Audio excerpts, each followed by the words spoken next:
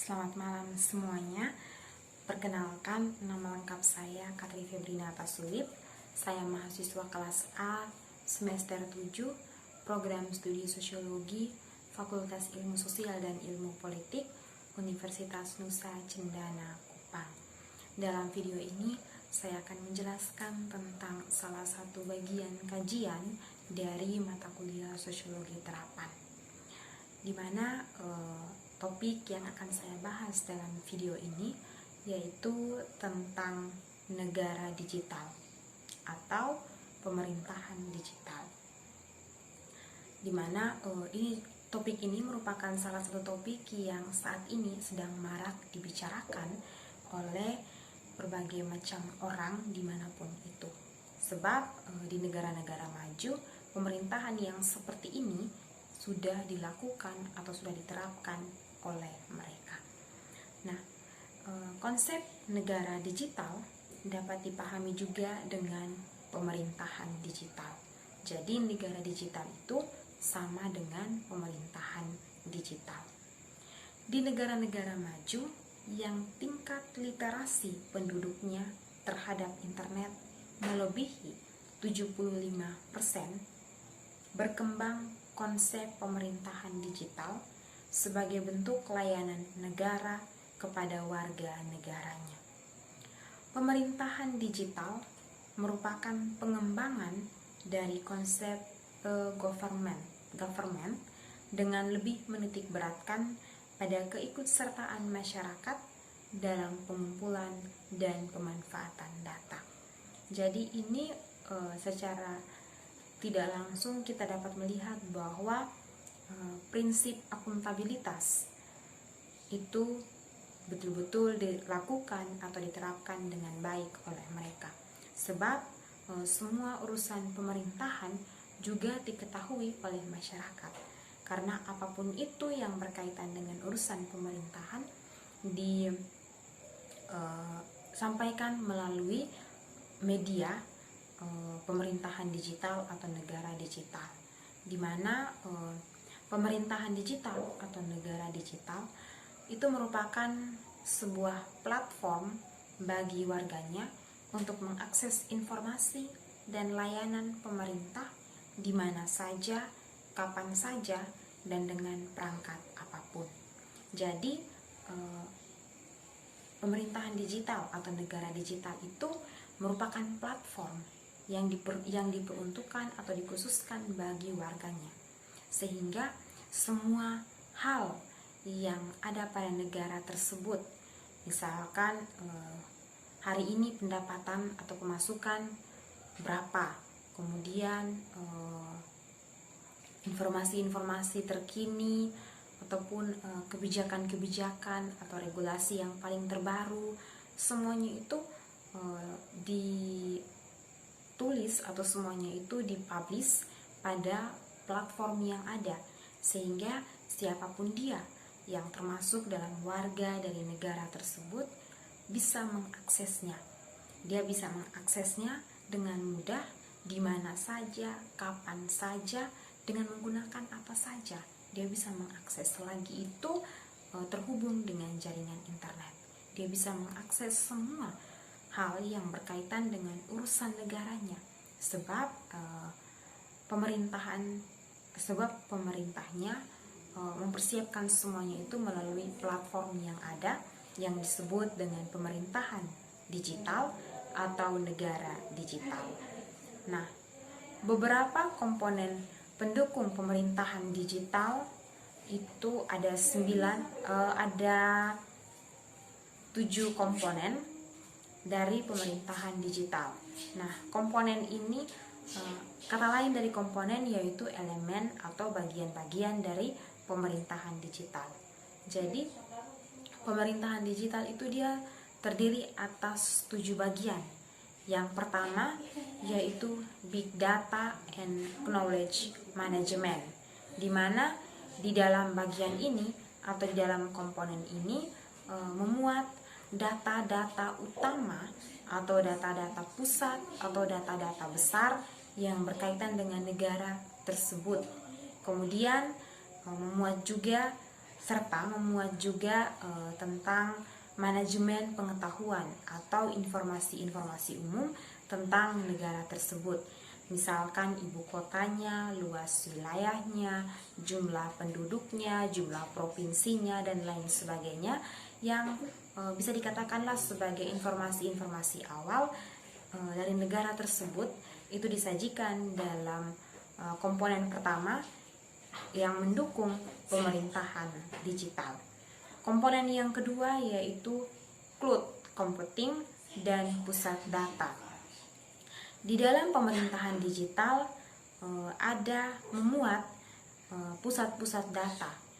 Misalkan kita mau mendapatkan informasi tentang bisnis, berarti kita bisa mengunjungi platform yang memuat tentang pusat data yang berkaitan dengan bisnis. Kemudian yang memuat informasi tentang pendidikan, kita bisa mengunjungi platform yang memuat tentang data-data tentang pendidikan di negara tersebut. Komponen yang ketiga yaitu cyber security. Cyber security ini berkaitan dengan sistem keamanan. Nah, sistem keamanan dari negara tersebut juga dimuat dalam pemerintahan digital atau negara digital melalui platform yang ada. Jadi semua sistem keamanan atau bentuk-bentuk keamanan dari negara tersebut dipaparkan atau dipublish pada platform yang ada, sehingga ketika kita membutuhkan layanan keamanan, ketika misalkan kita ada di negara tersebut dan kita membutuhkan layanan keamanan, maka kita bisa langsung mengunjungi platform dari pemerintahan digital yang menyediakan informasi tentang cyber security atau pelayanan keamanan. Komponen yang keempat yaitu manajemen informasi.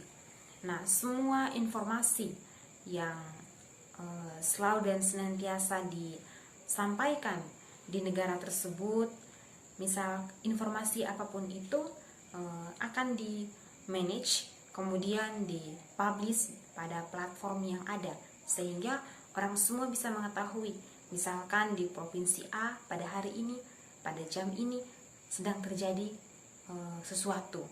Itu semua satu negara, bahkan mungkin di seluruh dunia pun akan tahu kejadian tersebut karena langsung di-publish ke platform yang ada. Komponen yang kelima yaitu layanan pelanggan. Jadi ada orang-orang tertentu atau layanan-layanan tertentu yang sudah senantiasa digunakan oleh masyarakat yang ada, sehingga biasa dikatakan bahwa ada pelanggannya. Untuk bisa melayani para pelanggannya, maka dibuatlah platform atau dibuatlah komponen dalam platform tersebut, di dalam layanan pemerintahan digital tersebut, untuk bisa melayani para pelanggannya. Ini lebih khusus, biasanya itu ada pada bidang kesehatan. Itu biasanya ada pada bidang kesehatan dan juga bidang pendidikan. Itu seringkali terjadi. Misalkan di bidang kesehatan itu tentang asuransi. Nah, itu tertera di situ. Jadi kita bisa mengurus asuransi yang berkaitan dengan kesehatan. Kemudian juga tentang pendidikan itu juga bisa, karena mereka memuat informasinya pada platform yang ada di pemerintahan digital. Komponen berikutnya yaitu tentang jaringan. Jadi jaringan apapun itu, bukan hanya jaringan yang berkaitan dengan sistem informasi dan komunikasi. Jaringan apapun itu juga dimuat di dalam platform pemerintahan digital yang ada. Jaringan bisnis lebih dominan lagi, di mana dengan adanya jaringan ini, terkhususnya untuk bisnis, maka orang-orang bisa mengetahui, mereka bisa mencari investor-investor yang berpengaruh. Komponen yang ketujuh dan juga sekaligus menjadi komponen yang terakhir dari platform yang dimuat pada pemerintahan digital yaitu dukungan teknologi mobile. Nah, semua teknologi-teknologi yang ada itu membutuhkan dukungan. Nah, dengan adanya platform pada pemerintahan digital, maka teknologi-teknologi mobile itu memperoleh atau mendapatkan dukungan. Jadi, keberadaan platform dalam pemerintahan digital atau negara digital itu memuat 7 komponen utama, di mana komponen-komponen ini sangat membantu masyarakat untuk bisa mendapatkan informasi berkaitan dengan urusan kenegaraannya. Jadi apapun itu yang berkaitan dengan negaranya pasti akan langsung dapat diketahui oleh masyarakatnya. Dan ini sebagian besar baru bisa diterapkan di negara-negara maju yang tingkat literasi penduduknya melebihi 75%. Dalam hal ini bahwa penduduknya itu sangat senang atau sangat sering untuk membaca. Dan kita yang masih berada di negara-negara maju yang minat kita dalam literasi masih sangat sedikit, mungkin kedepannya jika sudah meningkat, berarti kita bisa mengadopsi akan sistem pemerintahan digital atau negara digital. Nah, demikian apa yang dapat saya sampaikan dalam video ini. Semoga apa yang saya sampaikan dalam video ini dapat dimengerti dan dipahami dengan baik, dan apa yang saya sampaikan ini juga bisa bermanfaat bagi teman-teman semua yang menontonnya. Sekian dan terima kasih.